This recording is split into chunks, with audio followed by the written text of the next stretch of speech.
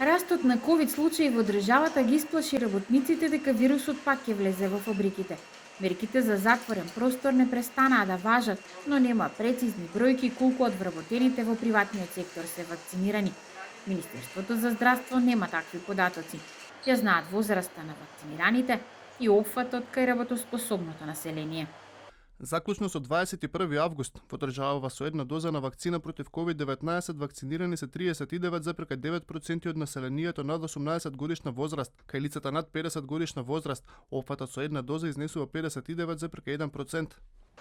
Статистика не споделуваат од Стопанската комора со образложение дека тоа се здравствени, а со тоа и лични податоци. Од Сојузот на стопански комори имаат податоци од пред неколку месеци. Нема ниту анализа по дејност. Состојбата варира од компанија до компанија.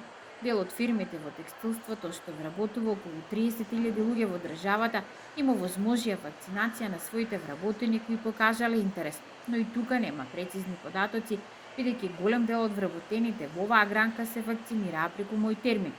Вината за сегашната состојба со растот на бројките, некои од работодавачите ја гледаат во отсуство на санкции во системот и предвременото олабавување на мерките. И јас, како работодавач, со моите две компании работам за исклучиво за странство. Таму се знаат правилата како треба да е. Не можем јас на него да му продадам без копче кошулу и да викам, добро, и вака ти стои, или со конец. Кај нас и со конци, и без копчиња, и без ракав ти дават кошулу. Ако тоа ние не го елиминираме, тогаш немаме напред.